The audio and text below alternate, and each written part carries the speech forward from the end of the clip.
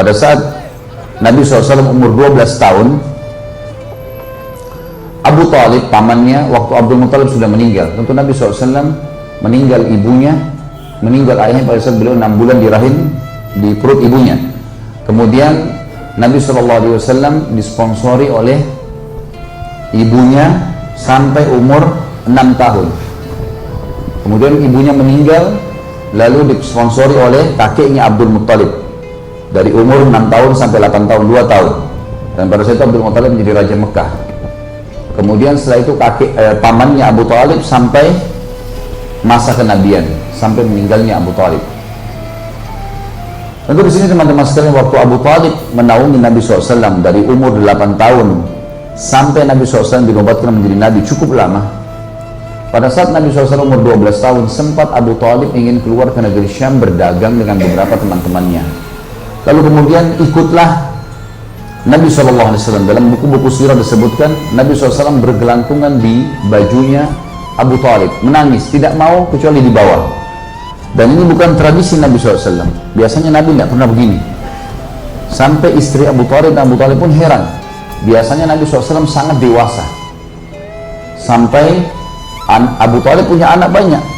Kalau istri Abu Talib sedang menyiapkan makan, maka anak-anaknya berebut makanan, dan Nabi SAW tidak ikut berebut. Kalau ada sisa, beliau makan. Kalau nggak ada, ya sudah, beliau diam. Maka Abu Talib sama istrinya selalu menyiapkan makanan khusus untuk Nabi SAW. Nggak pernah mengeluh, nggak pernah marah, nggak pernah nangis. Kok tumben pada saat umur 12 tahun itu, dia nangis. Nabi SAW menangis, memegang baju Abu Talib, minta ikut. Pokoknya nggak mau dilepas. Sampai akhirnya Abu Talib dan istrinya sepakat, kalau gitu kita bawa saja. Dan waktu itu tidak pernah anak di bawah 15 tahun dibawa safar, ya. Nabi SAW masih 12 tahun, dibawalah pergi ke sana. Ada hikmah ternyata, subhanallah. Pada masa itu teman-teman sekalian, semua pendeta Nasrani sedang menunggu-nunggu masa keluarga Nabi terakhir. Pada masa itu, salah satu pimpinan pendeta yang sangat masyhur namanya Bahira, dan sampai sekarang masih ada puing-puing gerejanya di negeri Syam, dikenal dengan gereja Bahira. Bahira ini, dia selalu memperhatikan dari jendela gerejanya kafilah-kafilah dari negeri Arab kalau lewat, karena dia tahu dari Jazirah Arab itu Nabi terakhir. Kemudian ditunggulah kafilah-kafilah itu lewat. Sebagaimana juga saya jelaskan kalau tidak salah pertemuan yang lalu, nama Nabi Muhammad SAW, Muhammad sendiri itu dari kitab Taurat dan Injil. Dan Abdul Muttalib mendapatkan dari seorang pendeta Nasrani juga. Sebelum Nabi Muhammad SAW tidak ada yang tahu nama Muhammad dan Ahmad. Gak ada orang Arab namanya ini. Ini diambil dari kitab Injil.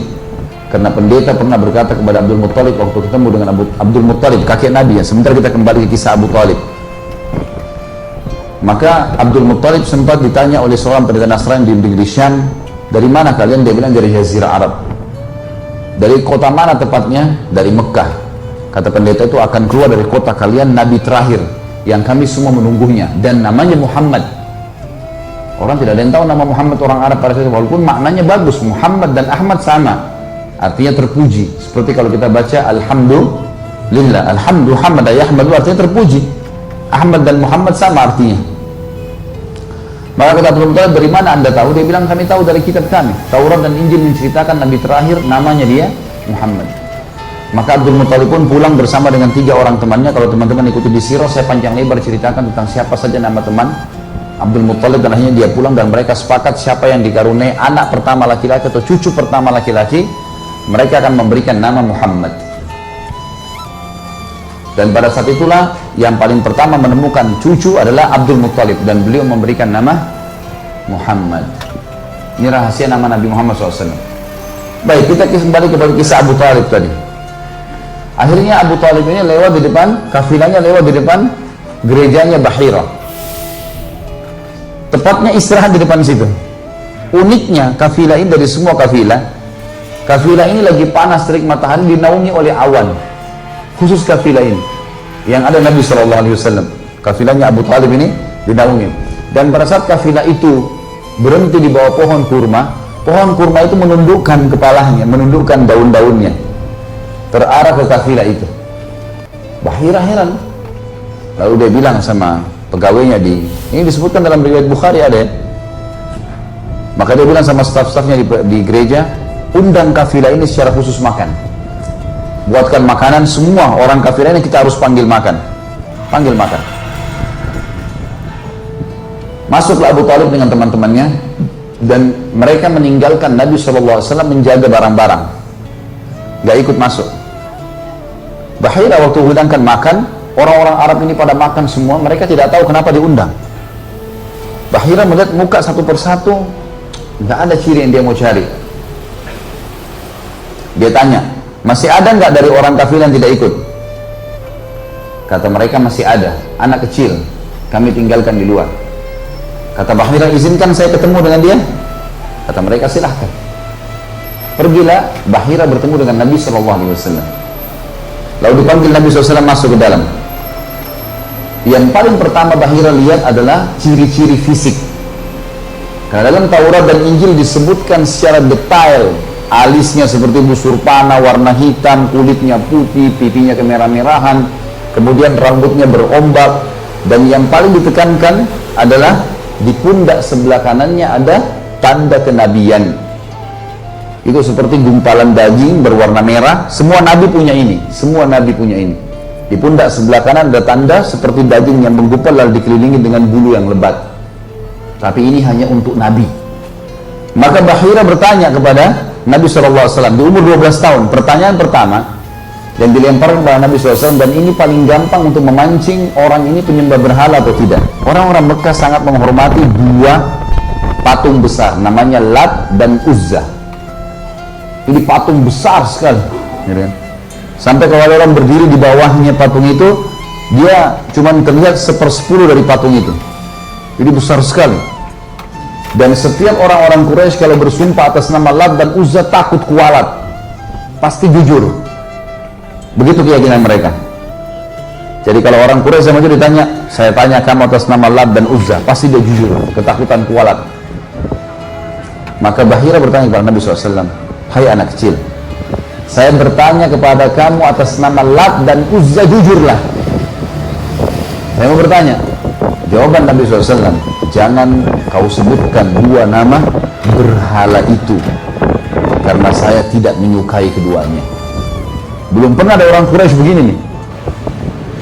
Bukan cuma sekedar menolak, tapi memastikan berhala dan membencinya. Bahira heran. Lalu kemudian Bahira mengatakan, hai anak kecil, apa kau izinkan saya melihat pundakmu?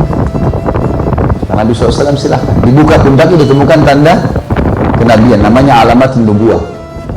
Begitu melihat, Bahira langsung mencium tanda kenabian Nabi SAW, kemudian memeluknya sambil mengatakan, kaulah orangnya. Ini riwayat sahih. Lalu Bahira membawa Nabi SAW masuk ke dalam. Tradisi orang Arab Quraisy pada saat itu aib, memalukan kalau anak kecil ikut makan sama orang besar. Entah di Indonesia ada nggak tradisi ini. Jadi anak kecil disuruh makan terakhir. Oh, ada sisa, nggak boleh campur sama orang besar. Tapi kita harus tahu sunnah Nabi SAW terbalik. Anak kecil diikutkan makan. Ini cerita kata Bahira. Kenapa kalian tidak ajak makan orang ini, anak ini? Mereka bilang ini anak kecil. Kata Bahira, siapa walinya anak ini? Wali, bukan orang tua ditanya. Wali itu berarti penaungnya. Kata Abu Talib, saya ayahnya. Kata Bahira apa? Kau dusta. Nggak mungkin anak ini punya ayah. Anak ini ayahnya sudah mati pada saat dia umur 6 bulan di perut ibunya. Ibunya meninggal pada saat dia umur 6 tahun. Kakeknya menaungi dia 2 tahun sampai 8 tahun. Kalaupun kau benar walinya, kau adalah pamannya. Bahira tahu ciri-cirinya. Abu Talib heran, dari mana anda tahu? Diambilkan kitab Injil, di sini disebutkan. Anakmu ini, ponakanmu ini adalah nabi yang ditunggu-tunggu oleh seluruh ahli kitab. Tapi bawa pulang dia sekarang ke Mekah. Karena kalau orang Yahudi tahu dia turunan Arab, maka dia akan dibunuh. Nah, orang-orang Yahudi mau dari turunan Bani Israel. Tentu kedustaan ya.